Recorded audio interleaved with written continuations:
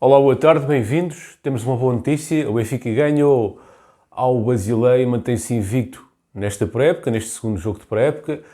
Um jogo animado, um jogo interessante de se seguir. Apesar de ser um jogo de pré-época, foi um jogo que teve qualidade futebolística. O 11 inicial foi Odysseas Vlaco Dimos, Alexander Bá, António Silva Morato, David Jurasek, Orkun Coxo, Florentino Luís, Ángel Di Maria, Rafa Silva, João Mário e Gonçalo Ramos. Este 11 deve estar muito perto do 11 tipo do Benfica para a temporada 23-24.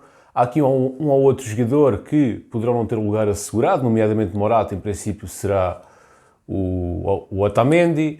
Florentino Luís poderá discutir ali com João Neves. Depois também temos o Di Maria, Rafa Silva e João Mário, que também têm ali uma concorrência de peso no make-up ofensivo, nomeadamente Neres, Fredrik Oshens e o próprio Schildrup também mostra aqui alguns recortes técnicos de qualidade, sendo que o Gonçalo Ramos parece que neste momento é o único que não tem um rival à altura do meio campo para a frente.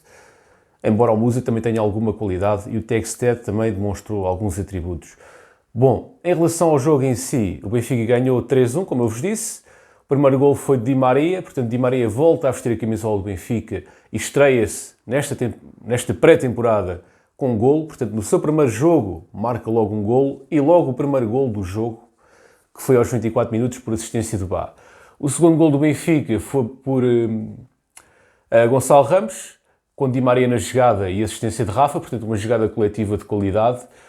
E o 3-1, o 3-0, que o Basileia marcou apenas na segunda parte, o 3-0 foi de David Jurasek, um grande golo, um golo bonito, após o cruzamento de Di Maria, aos 41 minutos. Portanto, o Benfica foi para intervalo a ganhar por 3-1, por 3-0, desculpem, lá estou eu com o 3-1, foi a ganhar por 3-0, sendo que o Basileia acabou por marcar um golo já na segunda parte. A primeira parte foi uma primeira parte típica do Benfica, com futebol a primeiro toque, pressão alta, dinamismo e alguma intensidade. Ainda não aquela intensidade que nós estamos habituados, mas já verificamos alguma intensidade, algum ritmo de jogo. Apesar de ser apenas o segundo jogo, já se verifica algum ritmo de jogo e alguma fluidez, digamos assim, no jogo. Nota-se ainda que os reforços, embora tenham estado todos muito bem, ainda não estão devidamente integrados no 11. Por exemplo, o Coxo tem sempre boas ideias, tem sempre aquele futebol a primeiro toque, mas nem sempre consegue achar os seus colegas, porque ainda não tem entrosamento com eles. No entanto, Coxo fez aquilo que se espera, não só o Coxo, como o Jurasek e o Di Maria. Todos eles corresponderam às expectativas que os benfiquistas têm deles. Todos eles jogaram com grande qualidade, nomeadamente o Jurasek no jogo de estreia também, marca um golo, muito dinâmico, sempre dentro do jogo. É um jogador diferente de Grimaldo, completamente diferente. Grimaldo é um jogador mais ofensivo, mais do meio campo para a frente, e Jurasek é um jogador mais completo. Portanto, é um jogador que poderá dar ali uma consistência em termos defensivos maior e libertar mais o seu extremo, que nesse caso será o extremo do lado esquerdo. O Coxo sempre com boas ideias, sempre com uma boa visão de jogo e ligado sempre à corrente. No entanto, falta ali o entrosamento necessário para um jogador de meio campo. E falta também ali o entrosamento melhor com o Florentino para não estarem tão distantes um do outro. Di Maria também parece que saiu há 13 anos do Benfica, parece que nunca saiu do Estádio da Luz. Parece que já conhece a equipa. Por exemplo, o Di Maria foi o único jogador dos três reforços, foi aquilo que eu vi mais integrado nas ideias da equipa. Foi aquilo que eu percebi que interpretou melhor os seus colegas e as movimentações dos seus colegas. Não sendo perfeito, teve uma leitura muito boa para quem acabou de chegar e parece que esses 13 anos não passaram e que ele teve sempre no Benfica. É um jogador diferente, já não é aquele jogador tão agudo, tão repentista, mas com uma qualidade e uma visão de jogo muito acima da média. Portanto, é um jogador que está a aparecer a partir da direita ou então pelo meio, pelo centro do terreno, e fez ali variações táticas com o Rafa, em que por vezes o Rafa aparecia mais encostado à direita e o Di Maria mais no centro. Portanto, e foi através dessas variações táticas até que Di Maria chegou à inauguração do primeiro golo aos 24 minutos, depois ele apareceu pelo lado esquerdo e ele tinha começado o jogo pelo lado direito. Portanto, Di Maria acho que fez um jogo muito bom, foi o melhor jogador em campo e correspondeu totalmente às expectativas que os adeptos, ou pelo menos aí eu acredito que sim, porque um jogador que faz um jogo destes na estreia, imagino daqui para a frente, correspondeu totalmente às expectativas. Não nos podemos esquecer que isto é apenas um jogo para a época, estão a ser testados jogadores, estão a ser testados 11, e na segunda parte o Roger Smith acabou por fazer alteração nos 10 jogadores de campo, mantendo apenas o Odysseas Vlachodimos. Portanto, entrou o Lucas Veríssimo, João Vítor, Tomás Araújo. De referir que o João Vítor está a ser utilizado para o lado direito, uma vez que o Bá neste momento não tem um concorrente direto. O João Vítor é um jogador polivalente e está a fazer essa posição. Portanto, já disse Lucas Veríssimo, João Vítor, Tomás Araújo, Mihailo Ristic, Chiquinho, João Neves, Fredrik Oshens, David Neres, Gaspar Tjekstend e Andreas Schilderup, acho que é assim que se diz o nome do homem. Portanto, esta segunda parte foi um pouco abaixo das expectativas, no sentido em que a equipa baixou o ritmo, fizeram com que o Basileia conseguisse aparecer no jogo e conseguisse acabar por marcar o seu golo aos 81 minutos pelo Brian.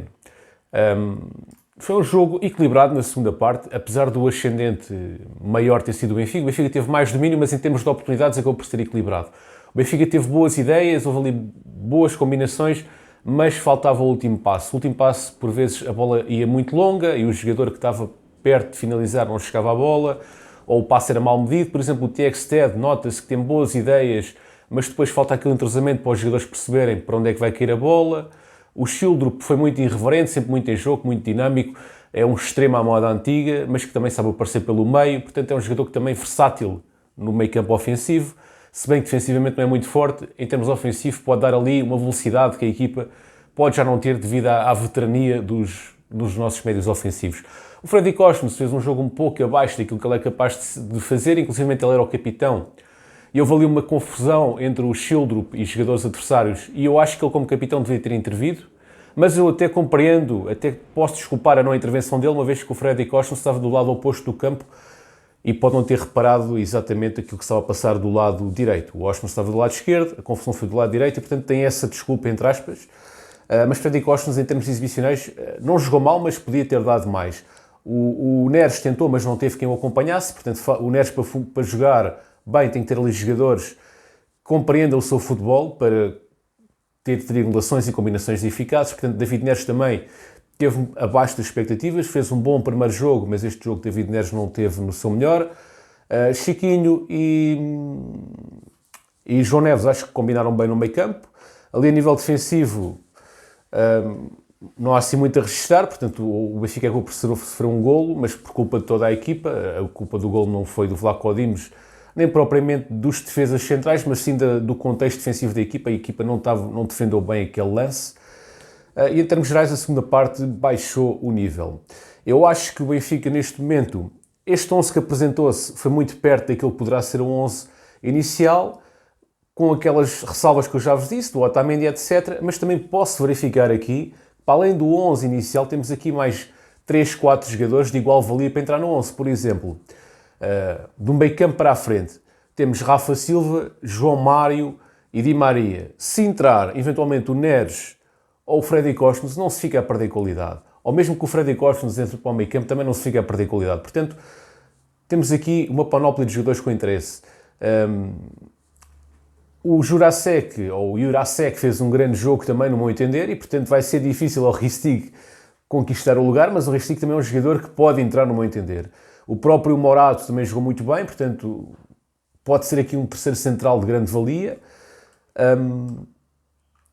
Até o próprio Chiquinho, quer dizer, mas sendo objetivo, os jogadores que para mim podem entrar no 11 sem perca de qualidade é David Neres, Fredrik Oshens, Morato e Ristic. Pelo menos estes acho que sim. O Tjekstend ainda tem que provar alguma coisa, ainda tem que demonstrar mais, embora já tenha demonstrado alguma qualidade.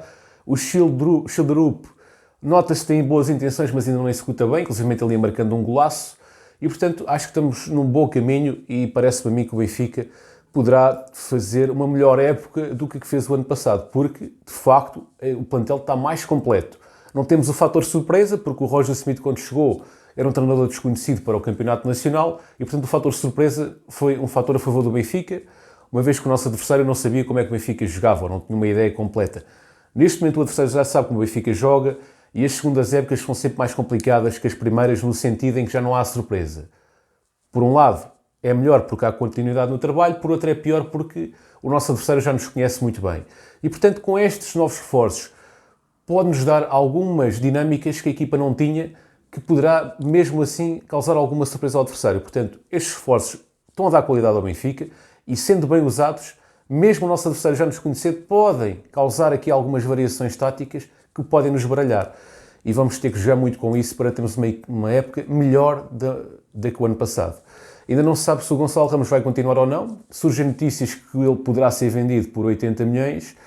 No entanto, neste momento não temos uma alternativa, no meu entender, do mesmo nível do Gonçalo Ramos. Vamos esperar para ver o que é que acontece com o Gonçalo Guedes, que também pode jogar na frente de ataque, embora a sua posição melhor seja do meio campo ofensivo, qualquer posição do meio campo ofensivo, mas não propriamente como avançado, embora ele também tenha jogado no ano passado a espaços na posição de avançado. E nessa medida acho que carece aqui de um reforço para o ataque para colmatar uma eventual saída de Gonçalo Ramos. O Benfica não avançou para aquele jogador que eu agora esqueci-me o nome, que acho que é o Castellanos, que acabou por ser adquirido pela Lazio, e o Benfica deixou em stand-by e neste momento não tem um jogador que era de qualidade que poderia vir. E nessa medida vamos ter que repensar aqui a venda do Gonçalo Ramos, mesmo por 80 milhões, se não havendo alternativas, fica complicado a venda. Eu aceitaria a venda se houvesse alternativas. Se não houver alternativas credíveis, o Gonçalo Ramos tem a paciência que terá que se manter. Gostaria de ouvir também a vossa opinião em relação ao jogo. Fiquem à vontade para comentar, independentemente da vossa opinião ser de acordo com a minha ou não. Deem sugestões para os vídeos, se querem os vídeos assim em bruto ou se querem editados, portanto fiquem à vontade. Este canal não é meu, é nosso, porque se fosse só meu não faria sentido eu vir para aqui. Portanto, eu preciso de vocês e vocês precisam de mim, precisamos todos uns dos outros. Portanto, fiquem à vontade para dar a vossa sugestão, que eu não fique minimamente melindrado nem ofendido. Forte abraço, até uma próxima, fiquem bem e viva o Benfica!